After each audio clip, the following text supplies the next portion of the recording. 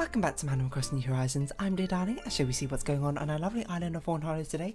We're here in England. It's still hot and I'm still, I don't know, overheating slowly. Window's still open. Got my bottle of water which is nearly run out, but it's okay. We'll stay top up. We'll top up and stay hydrated after I finish recording this video. But for now we'll just vibe out on Animal Crossing as we usually should do. Usually should do makes it sound like some sort of obligation. As we want to do, as we are to do. And that sort of thing, you know? Just like a free spirit and live your life. I don't know where I'm going with this. Hello everyone. Right now in Fawnhollow, it's 3:40 PM on Wednesday, July 21st, 2021. Nothing good to speak over today, so we'll go about our usual business. We had a visitor yesterday. Did I check who the visitor was? I hope I did. I actually don't remember. But that'll be fine. Hopefully we got Crazy Red here this week. Because I think he's guaranteed this week because he wasn't here last week, right? Is that how it works? If they're not here last week, we're guaranteed this week, and here he is today. So of course we'll be going off to visit him. What should I talk about today? I don't know. I don't really have anything in mind. This is a flooring one, which we've seen about 20 times now. So we'll just move on from that. Oh yeah, what bookmark missions? I really don't have anything to talk about today. Like, it's weird, you know. It's a lot harder to get organically into a conversation if you don't really have a starting point. You know, yesterday we talked about A Way Out.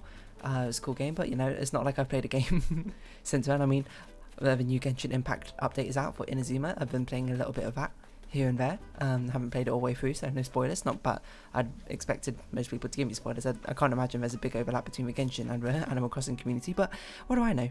There's always weird like overlaps which you'll probably never expect from two very different communities.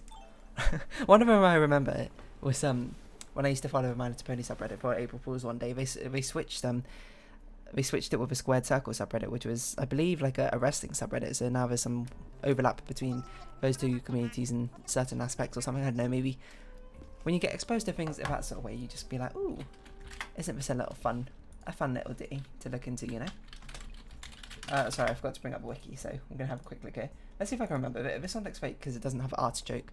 This one, I think is real. This one, I think is always real. This one, I think is real. Is this 3 legitimate ones? That's crazy. Yeah, this is always real. A forged painting has a lady taking up almost the entire painting, but the lady takes up only 2/3 of a painting instead. Okay, so this is fake. I think. Yeah, this is fake. So this is real. I think this is real. I think the fake one has like some weirder handles on it, doesn't it? Yeah. Okay, so I don't know which of these we don't have, so we'll just have a quick look at our museum, see which one we can actually buy to contribute to our exhibit. I don't think we might not have either of them, which is an interesting change of pace from usual, where normally it's only 1 or 0. And I don't know. I feel like we've bought the pot before. It's entirely possible we actually have both of them. I honestly can't tell you, and I can't remember. So let's just sort of see how things go. Let's see. Oh, I got messages in Discord. Is it interesting? Nah, it's fine. They're talking about, you know, just gacha talk because of the new Genshin update. I could talk about a new Genshin update, but that sounds a bit boring. And it's not like I'm a Genshin channel, that sort of thing. If you want your Genshin news, I'm sure you have all these other YouTubers that you can go to, that sort of thing. It's not, well, to be fair, it's not like you really come here for Animal Crossing news. Yeah, we do have a pot. It's not like I really talk about it, and also no news to talk about. It hurts. But you know, I still got hope that something's going on. Maybe Nintendo tends to do that to you. Okay, so it looks like we don't have Sunflowers by Vincent van Gogh. Wait, yeah, it was Vincent van Gogh, right? I don't even know how you're meant to pronounce it because you know they always say it was like Gough, Vincent van Gogh. It's an English way to say it, but you know that's not right. I mean, it's like Gough. I don't know, but it's some guttural noise which I'm not particularly sure of because it's, you know, something which isn't in English. It's only in, well, not only in, but more prominently in Dutch. Was he Dutch? I think he was Dutch. I'm sorry, my knowledge of what, I don't even know what era of artist he is. Renaissance era? No, that can't be right. That doesn't make any sense. Renaissance was certainly way earlier than him. Let's see, what? Surrealism? Vincent van Gogh. He was Dutch. Post-impressionist. Is that like a timeline of art time periods? Like, these are the sort of things like art time periods and history time periods I feel like I should know, but I know actually like nothing about. And when I mean like historical time periods, and I suppose I mainly mean like the the ones in England and that sort of thing, like, you know, Victorian era, Edwardian era, older and older things. And to be fair, these are sort of things I have learnt about in history. I just don't really remember. Art periods. Hold on, there's a Wikipedia page. All right, this is where we're gonna learn our art periods. You know, maybe tomorrow we'll learn our historical periods, that sort of thing. So we've got ancient classical art as the oldest one, from Minoan art, ancient Greek art, Roman art. You never know, this might not be helpful to you on a particularly daily basis, but maybe if you go on University Challenge and they'll be like, oh, what era, blah, blah, blah, blah, blah, defined by it something, something, something, you'll be able to... Sorry, what was it? Deep sea creatures and bugs? Yeah, deep sea creatures and bugs. You'll be able to buzz into the feature because... you'll be able to buzz in and answer the question because of the scenario where I've talked about our art periods. You know, the good thing about me actually playing on my computer now is instead of having to look over onto my other monitor to do it, I can just make OBS smaller. There we go, and get the art periods up right next to it, so I can actually continuously look at my microphone and speak without it basically going quite off while I do something like this where you can't hear me properly. So let's see, Minoan art, ancient Greek art, Roman art. Fair enough. I mean, I guess there's also kind of like a bit of a historical art period learning phase. So we've got medieval art. What defines medieval art? I haven't heard of any of these. Early Christian, Migration period, Anglo-Saxon. I mean, these just sound like historical periods to me. Ends at 1066 because of the Battle of Hastings. Visigothic, pre-Romanesque, Insular, Viking, Byzantine, the Empire, Merovingian, Carolingian, Ottonian. So I'm going to be like the Ottoman. Romanesque, Norman, Sicilian, Gothic. Well, I know Gothic. Okay, so what defines medieval art? Medieval art of the Western world covers a vast scope of time and period. Art historians attempt to classify medieval art into major periods, styles, often with some difficulty. Obviously very sort of religious art is what I can see where it's going on.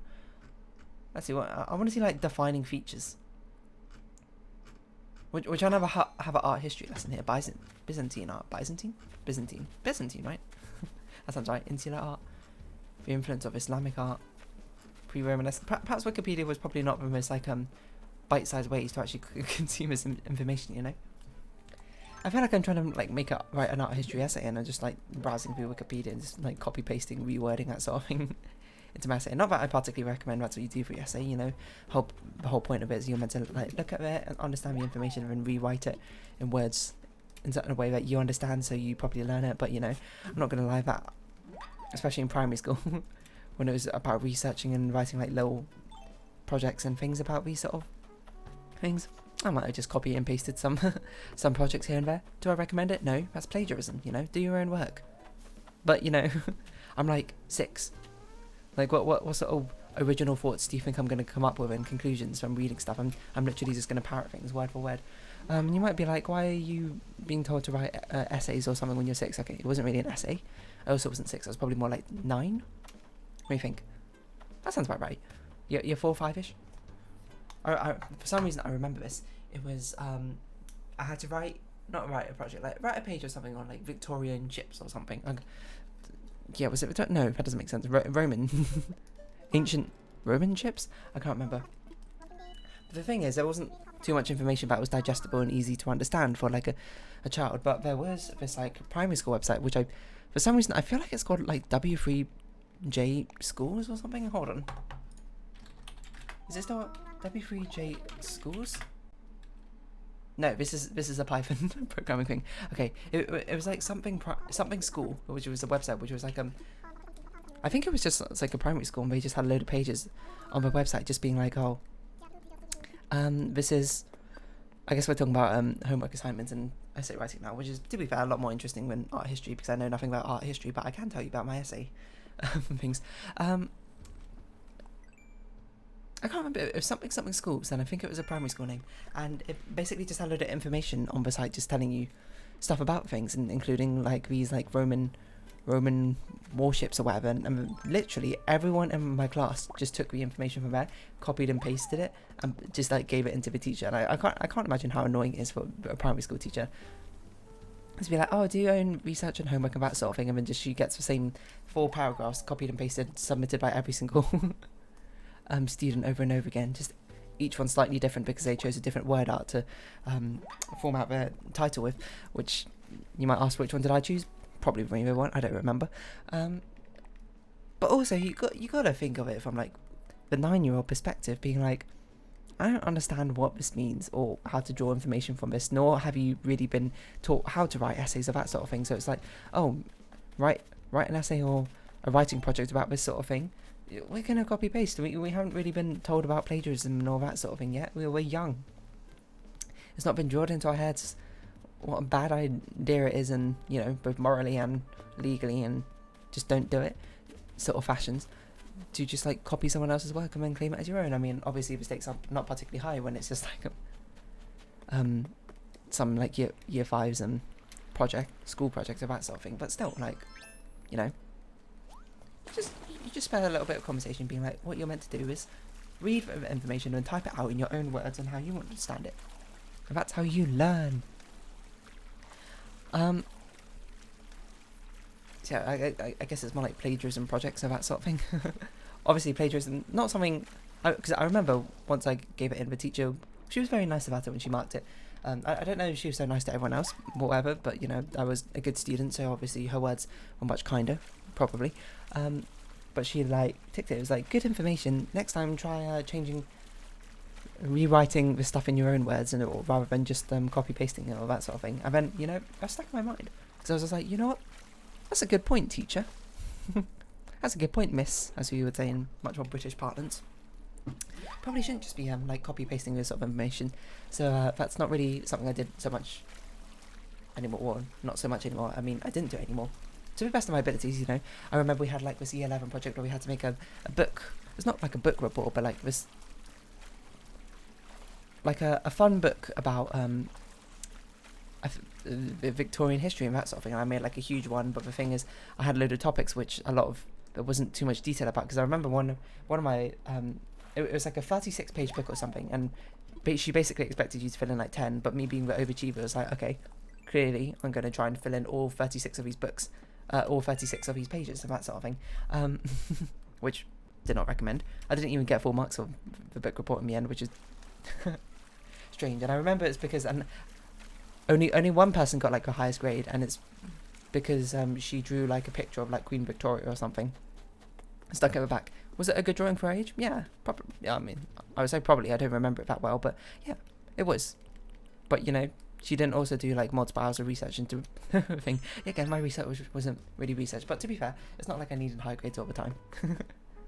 Sort of like a stick it to me, because I probably not copied and pasted so much, but like my rewording was not very interesting, and also the project was like long for the sake of being long. It was a quantity over quality sort of thing. So perhaps I didn't really move the brief. Am I bitter about it? No, not really. I just remember being surprised, because I was just like, she was like, one person got the highest grade, and everyone was just like, oh, was it you, dear? And I was like, I don't know, maybe. And it wasn't me, and I was like, what? Because secretly, you know, I was like a 9-year-old. I was like, it's me, but it wasn't me. I suppose it sort of knocks you down a peg, but it's not like I was really up a peg all that much. I was just like, I suppose up one peg, being like, probably is me, you know, seems statistically likely, but it wasn't. I was like, whoa, and that was that. I don't really know what I was getting from there. Yeah, but I had to. I think I used that same website, actually, now I think about it, to basically find out all the information. Like, one of the doubles spread things I had was like toys on the Victorian era or something, and there was not much information I could find or remember, so I basically had to copy all of my information from one site, and I was like, I already made the contents page and stuck it into a book, so I have to like fill up these 2 pages about toys. So I just like printed out a load of pictures of toys of that sort of thing, and I can't remember how I filled out a space, probably just by waffling, which is kind of what you do when you need to fill up any sort of space with words or text. See every single Animal Crossing video where I fill in half an hour speaking just by waffling about absolute nonsense. So yeah, projects are wild with that sort of thing. Don't plagiarise, is basically what I'd say about that sort of thing. Sorry, sip of water. Normally I mute myself, but I forgot. Plagiarism, obviously bad. Don't do it. And yeah, I will say it definitely gets a lot easier to not plagiarise once you understand the material better as you get older, because it was a thing I remember in English when people did like analysis of poems, stories and themes of that sort of thing, which I actually understood, because, you know, I learn things very quickly, and I'm not afraid to say it. I'm here to brag about myself a little bit. I was good at academically because I could learn things quickly and I could learn things flexibly. Despite being known for maths and science, I was very good at the other subjects as well. Because unsurprisingly, top students in certain subjects tend to be top students in lots of subjects. There's definitely some sort of positive correlation there, just due to work ethic alone, probably. Is it customized coconuts? Not to say that if you're not a top student, you need to worry about that sort of thing. Like, it doesn't matter. Just, you know, work hard, other things you like, and that sort of thing, and you'll eventually get good. Develop good habits, your due diligence, good work ethics, and a good personality, and everyone's got different things that they're good at, and academic assessments and that sort of thing aren't really the best way to showcase everyone's abilities. As Einstein says, you don't judge a fish's worth by its ability to climb a tree. And you might say that's cheesy and like not very applicable to real life. I'm not sure I agree with you there. I think it is quite applicable to real life in a lot of different things. Rote memorization's only helpful if you're a walking encyclopedia, because nowadays you've got information at your fingertips. It's more important that you know how to find out the information than necessarily knowing the information at the tip of your tongue. But yeah, what was I saying?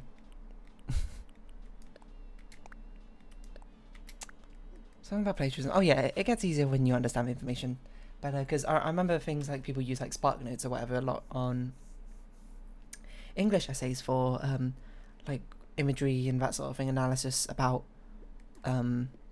books and stuff like that, and especially if it's a common theme like, oh, how is fire, the symbolism of fire used in Lord of the Flies or something like that. People tend to, you know, copy paste from online essays and that sort of thing already, and I suppose I didn't need to, because if you understand the book material, it's not too difficult to like come up with stuff on your own. Like, obviously there are harder assessments here and there. Like, I remember when we had this one poetry sort of assessment that we had to do. Basically, it was an unseen poem, which was in our exams. Let's see, I am a stag, fishing, crafting flowers. Okay, it was a bit of a weird selection, but we'll try it. We have an unseen poem in one of our English GCSE exams or something, where basically you had to analyse a poem you've never seen before, and it's basically testing your skills and that sort of thing.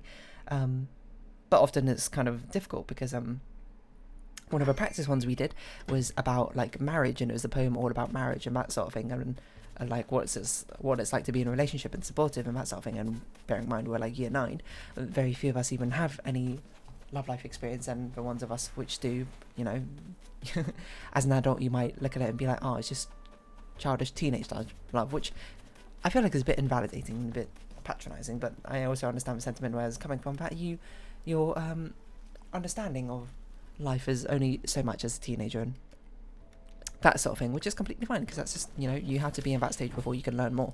Like, you can't go from 0 to 10 without passing through the numbers 1 to 9. You know, you get me?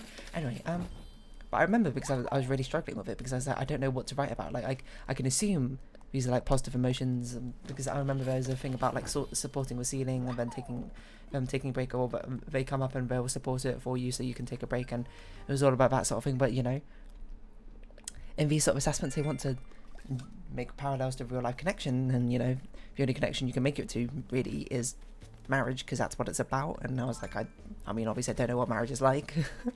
Personally, I can only give my best estimation of it.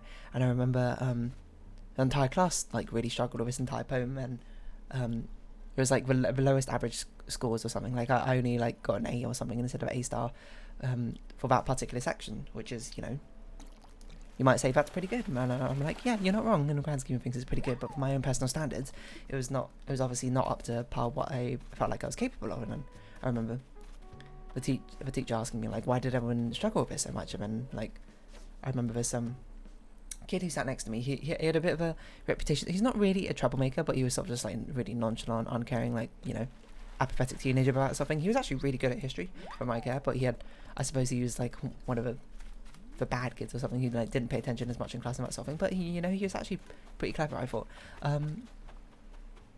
After I sat next to him for a while, got to know him a little bit better.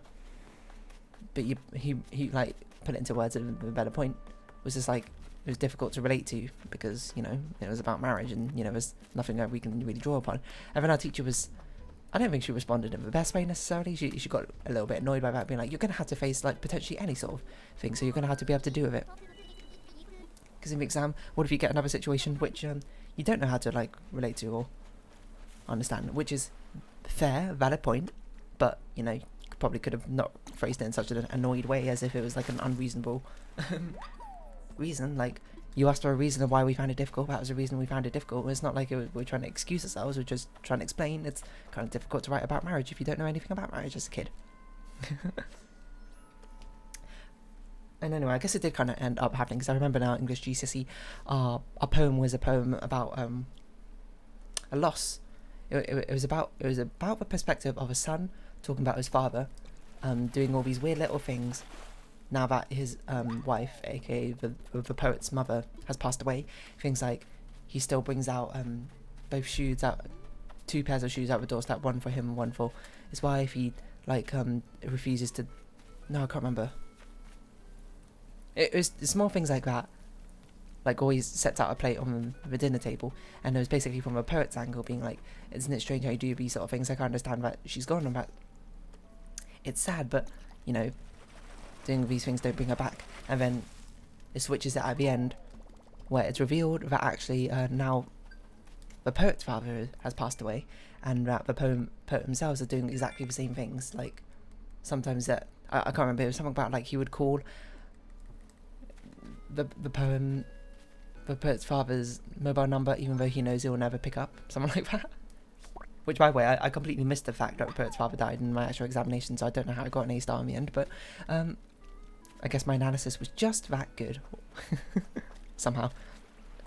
I guess it's more about showing, not necessarily getting the exact details, although that's how you definitely push yourself up to the higher echelons, but being able to show you got good analytical skills in the first place, maybe? I don't know.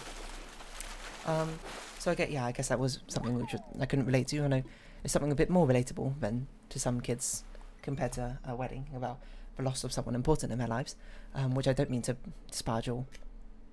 I'm sorry if you have lost anyone in your lives, but I don't mean to bring up any bad memories of that sort of thing. But I suppose, you know, those emotions are very raw and tangible, and would, you know, I suppose it would help to write about that sort of thing. But for me personally, I had not lost anyone in my life at that point, so it's difficult for me to write about. But you know, I think I did a better job. But I feel like the teacher could have done a better job of like explaining how to like understand and see things from different perspectives, so we could write about the scenarios that we haven't. Like, maybe she could have talked about marriage and that sort of thing. And well, I don't actually think she was married now I think about it, so maybe she, I was going to say regale her own experiences, but maybe she couldn't, which is fair enough. But you know, but just like give some advice about how to write from and draw upon experiences which you haven't experienced yourself. Like, and it's sort of just like teaching empathy, which is not really what I mean.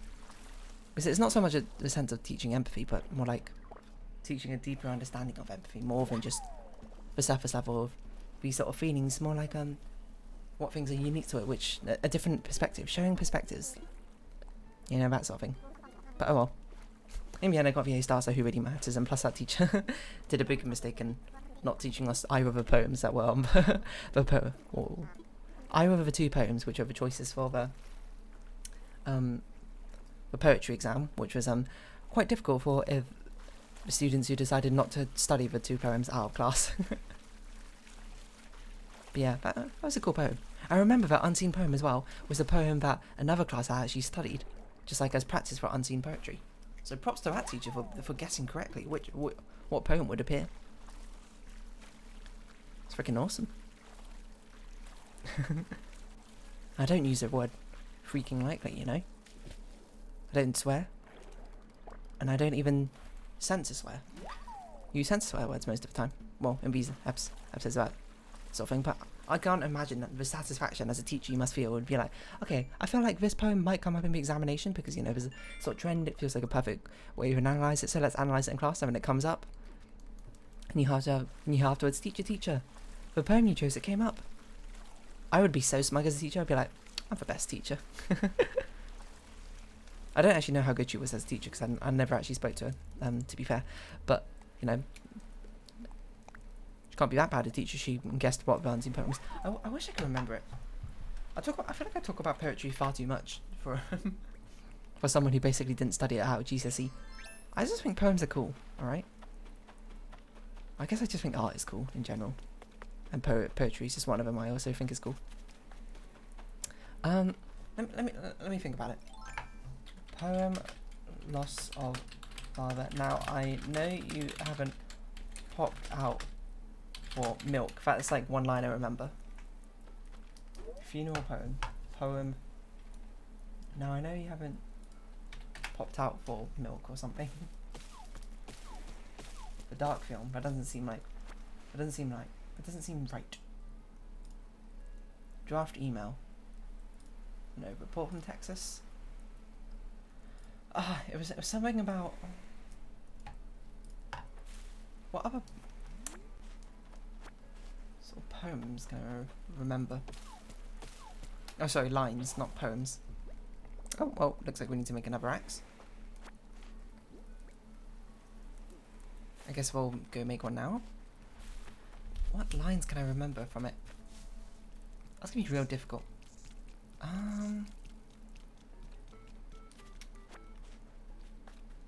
Because I remember. I basically said all I can remember. The shoes thing, popping out for a bit of milk. I just remember that's like the penultimate line or the start of the final stanza. It goes like, now I know you've not gone down to, or maybe it's like down to the corner store or something. You know what? Let's search the exam board. What year did I do GCSEs? 2016? No, 2017? No, 2016?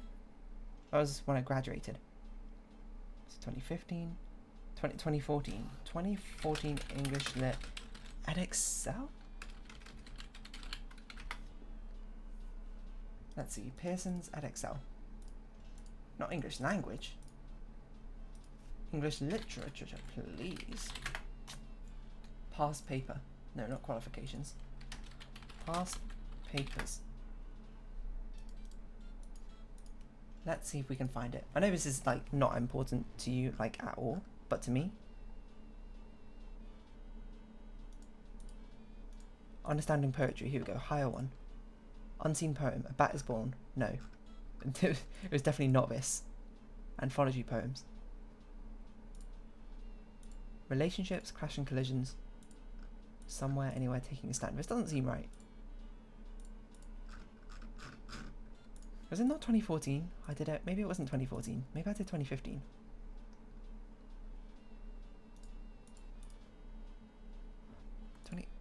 What year did I graduate? Women to Work. No, we didn't do that. Maybe I did it 2013? Maybe it wasn't EdXL. Maybe it was Understanding Prose. No, I can't be right. We didn't do any of those books. There's no way it was 2016, right? Hold on. 5 years ago? Snake Woman? That doesn't seem right. I think it was 2014. It was probably not EdXL then. Oh, maybe it was AQA.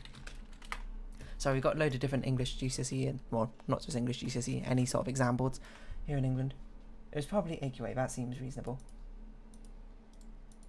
English past papers. You probably don't have a ones this far backwards, do you? 2018, 2017. No. Expert tuition. Oh, there we go. Paper. Poetry across time. Character voice conflict. Yeah, this is the one we did. Let's compare out of them. Long Distance 2.